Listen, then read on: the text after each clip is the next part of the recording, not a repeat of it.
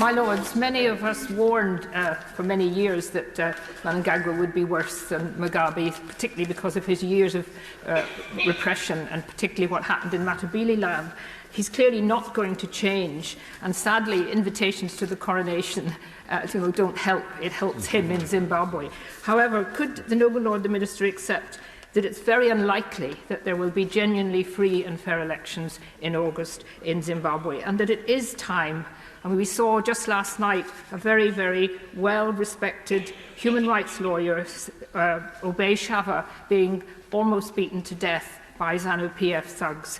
Is it not time that we stop pandering in some way to Mnangagwa and condemn, really condemn, what is happening there right throughout the country, loudly and clearly to the international world? Hello gorgeous people, welcome to my YouTube channel. This is Uncensored with Rombe. Guys, I want to say to you, thank you so much guys for sticking around. And if you are new here, I'm asking you to subscribe to the channel. Make sure that you turn on the notification button, because every time I drop a video, you'll be notified immediately. But to my regulars, thank you for sticking around with me. It really means a lot. And I just want to also say shout out to everyone who have been passing their comments down there. Please feel free to comment, to share, and to like. Because when you comment, you need to engage. Because we also want to know what you guys think about some of the topics that we cover here.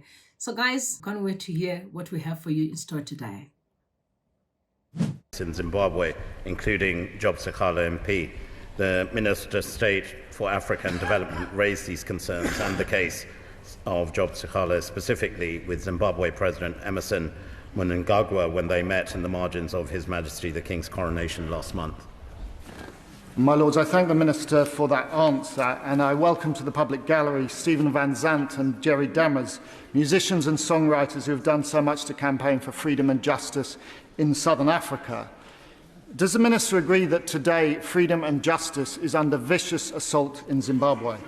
Will he and his ministerial colleagues work with SADC ministers in the Commonwealth to make clear to Zanu PF that there can be no return to normal relations until Job Sikhala and all political detainees are released, political violence stops, and genuinely free and fair elections take place?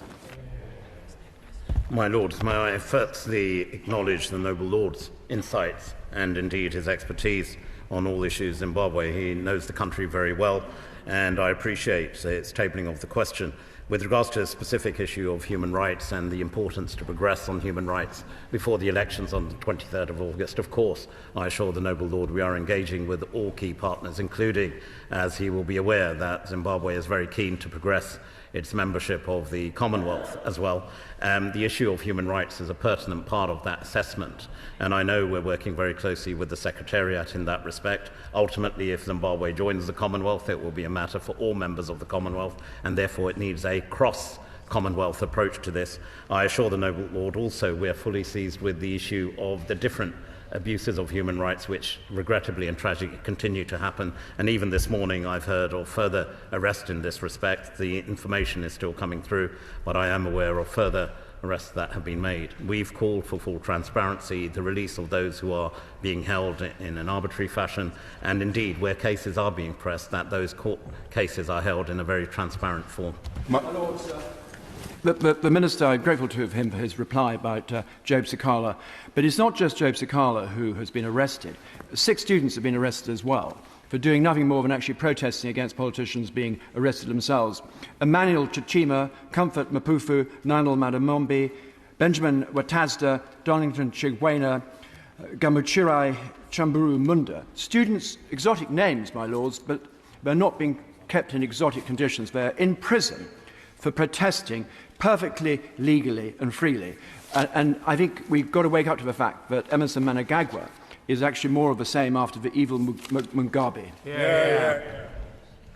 My Lords, my noble friend raises a number of cases, and of course I assure my noble friend that we are fully aware of those particular cases. We remain deeply concerned by the failure to address the allegations of abduction and abuse of opposition members. There's the cases also of Joanna Mamombe, which he raised, Cecilia, Chimbiri, and let's say moreover, I assure the Noble Lords we've raised our concerns with the government and also publicly called for full investigation into these allegations. It is vitally important that if Zimbabwe wishes to be counted amongst those countries that are not just recognized for progression on a bilateral basis, but also, importantly, within multilateral organizations, that they stand up and ensure transparency of justice systems, but also ensuring that those who are taken and arrested are done so on charges which are transparent, and when they're not held on any charges which clearly are substantial, that they are released. And the freedom of speech, the freedom of press, the freedom of protest are key parts of any progressive democracy. My Lords, many of us warned for many years that Mnangagwa would be worse than Mugabe, particularly because of his years of repression and particularly what happened in Matabeleland. He's clearly not going to change, and sadly invitations to the coronation don't help. It helps him in Zimbabwe. However, could the Noble Lord the Minister accept that it's very unlikely that there will be genuinely free and fair elections in August in Zimbabwe, and that it is time? And we saw just last night a very, very well-respected human rights lawyer, Obey Shava, being almost beaten to death by Zanu PF thugs. Is it not time that we stop pandering in some way to Mnangagwa and condemn, really condemn, what is happening there right throughout the country, loudly and clearly to the international world? My Lords, I also welcome the noble lady's deep insights and expertise on Zimbabwe, and I am aware of the case this morning, and literally as I sat down, I got an update on the alleged attacks on the lawyer. I am in the process of getting further information on that particular attack. Will then update the House and the noble lady accordingly. I also agree with the noble lady, the actions that we've seen by the President of Zimbabwe and his government, particularly on areas of legislative change, which they're also bringing into force, are of deep concern and alarming concern, because it does mean the suppression of civil society within Zimbabwe. These are key tenets, as I said, of any democratic reform, and the openness and the vibrancy of civil society is a key part of that, as well as the other cases we've already heard. And I assure noble lords, we want to work very constructively on this agenda. There is a lot of expertise in your lordship's house, and we want to leverage that to ensure that we can continue to make the case pertinently, forcefully, and one hopes to ensure progression on the ground. My Lords, Final point. The Noble Lord the Minister knows I have stressed the importance of civil society, because when states fail their citizens, it's civil society that stands up for human rights. And I have urged the Noble Lord the Minister to actually support civil society in the broadest terms, including trade unionists who have been under attack in Zimbabwe. And what is the government doing, and what is the FCDO doing to contact global trade union institutions? So it's not just our voice, but it's voices throughout the world that condemn this action and that can promote a free and fair election. Will he give me that assurance? He will contact international trade union institutions. My Lords, I can give the noble Lord that assurance, and may I request him as well, if I may. He will have extensive contacts in this respect, particularly on the focus on Zimbabwe, and I'd welcome his insights as to the key components, key organisations and individuals. But I assure the noble Lord we have engaged directly with the government on Zimbabwe, particularly on the PVO amendment bill and the so-called patriotic amendments, but we regard all these changes, the private... All right, guys, I find this strange that as a nation of Zimbabwe in Africa, our issues have to be discussed in London. That people are boiling, their hearts are broken, just trying to make sure that they bring peace among us as a people. It is a shame.